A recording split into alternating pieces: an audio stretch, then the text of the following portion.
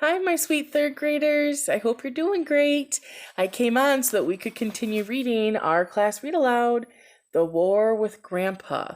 And we finished yesterday reading about how Peter was spending his first night in his new room and he was not liking it. He was getting scared. He was hearing this and seeing that. And finally he fell asleep thinking about, you know what? I think I need to start a fight. I need to start a war to get back what is mine. So that brings us to chapter 9, which is titled Grandpa Jack. So here we go. Now I have to tell you about my Grandpa Jack and what happened when he finally came to our house to live and how he got settled in and everything like that. And that's another actual too long sentence that I just wrote there. I used to know my grandparents very well when I was little, and they lived close by. I remember they used to come to our house most weekends and they would play with me a lot. But then Grandma, she got this terrible disease. They called it emphysema, but they spelled it Emphysema. It comes from smoking cigarettes, which if anybody does that, they have to be crazy.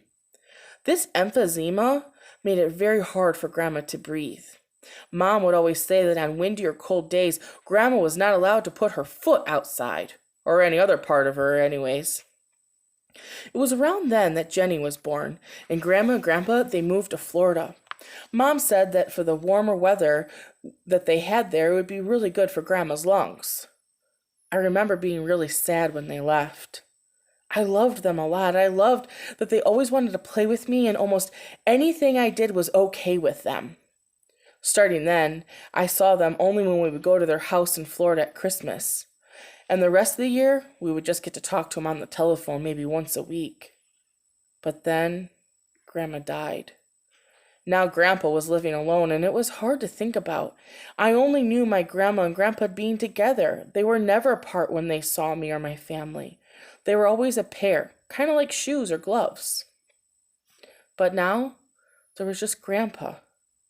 Dad brought Grandpa home from the airport. He pulled the car up in the driveway and tooted the horn. We all ran outside, and Jenny jumped right on Grandpa's neck as soon as he got out of the car. Even Mom had to tell her to be careful and not go so fast. Dad finally had to take Jenny down. Then Grandpa gave me a long hug and held on and looked at me and said, "You're no Peapod anymore," he said, which was always my nickname for me. "Petey, you're springing up like a weed. You must have grown 3 inches since Christmas." He smiled at me, and then those little lines that were crinkling around his eyes were showing through. I smiled back at him. He looked different to me from the last time that I've seen him. The lines and wrinkles in his tan face, they looked deeper. His shoulders stooped down, and he kind of had a sad look in his eyes. Even when he was smiling, he looked sad. When we finally got into the house, with Dad and me helping to carry Grandpa's things in, I could see that Grandpa was limping even worse. Grandpa used to be in the construction business until he retired. He would build houses mostly. Years ago, a really big piece of wood fell on him and broke his leg.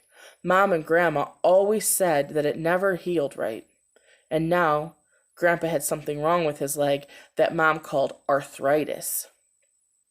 It was late when Grandpa arrived, and we all carried his things upstairs and tried to help him get settled into his room. My room, I mean, my old room that is now his. My idea of helpful was to take Grandpa's shirts out of his suitcase and put him in the dresser. And Jenny's idea of being helpful was to do little ballet dances all around the room, banging into everybody. Mom finally shooed Jenny and me out of the way so that she could get the bed ready for him. I did all my go-to-bed things and got in my pajamas and went downstairs to the kitchen to say goodnight to Mom and Dad. They were sitting at the table drinking tea, and I knew when I walked in that they were saying private things to each other, because they shut up real quick when I came in and they gave me this funny look. My mom looked really sad, like she was almost ready to cry. She hugged me a little extra tighter, I could tell, and I thought that it was a little unusual. She then ruffled my hair and told me good night. I didn't go back to my room, though. What I did was hang around underneath the staircase so I could listen in to hear what they were saying. I was right about my mom. She was crying. He, he looks awful, she sobbed. Oh, please, Sally, I heard Dad say. He's very tired, you know that. It's been a very long day for him. He'll be fine once he gets some rest. There's just no life left in him, Mom said. No life. It's only been a few months since she died, Dad said. He's very depressed. Give it some time, honey. I hope you're right, Mom said. I sneaked up the stairs quietly so that my parents wouldn't hear me. I went to go say goodnight to Grandpa. He was sitting on the edge of the bed, holding something in his hand. I could see it was a picture of Grandma in a silver frame. Good night, Grandpa, I said, but I don't think he heard me. He just kept very still, staring at Grandma's face in the picture. My mom was right, I thought, as I went up to my room. Grandpa had no life at all. Could you die from being sad? I wondered that. Could you? Chapter 10. Another night, another fright. Look how short this chapter is. Well, it was still scary upstairs in my new room, maybe even more than it was the night before.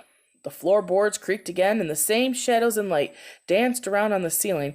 I still had the thought that a murderer was waiting outside my door to come in and kill me in my bed.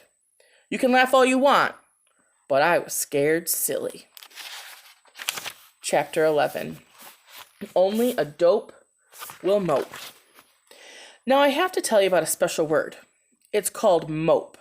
My sister Jenny does that a lot. She's a real moper, Mom says. It means standing around with your face hanging out and looking like it's doomsday.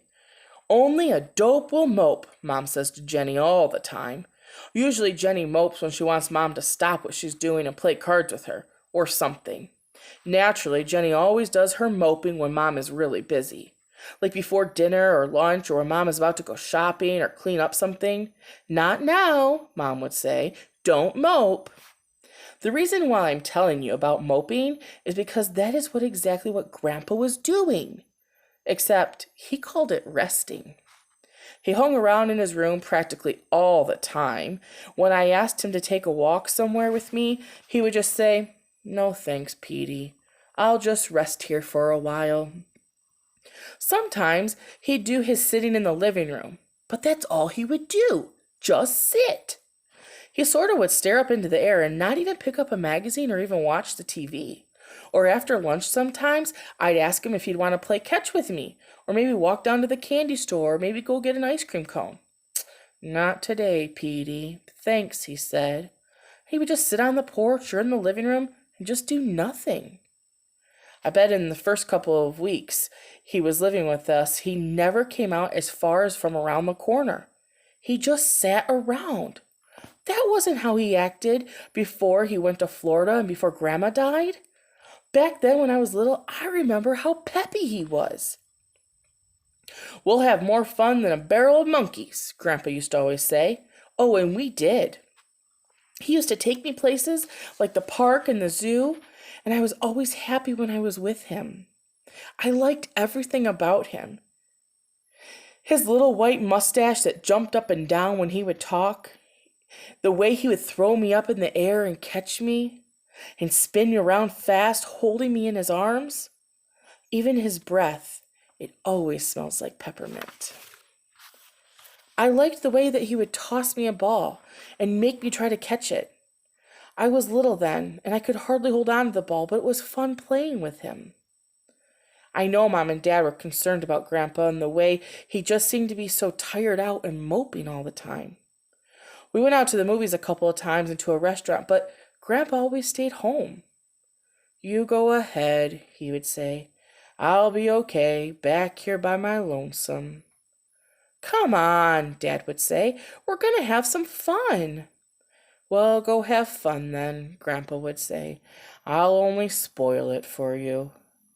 I saw the worried look that passed between Mom and Dad. But when I asked Dad about it, he would just say, "Oh, well, you know, Grandpa's just tired, Peter. That's all. He'll snap out of it soon." Sure, I thought, But how soon was soon? And that brings us to tomorrow, where we'll hear chapter 12, which is A Little Help from My Friends. Ooh, I hope you enjoyed today's reading, and I'll be thinking about all of you, and I hope you have an awesome day. Bye, my friends.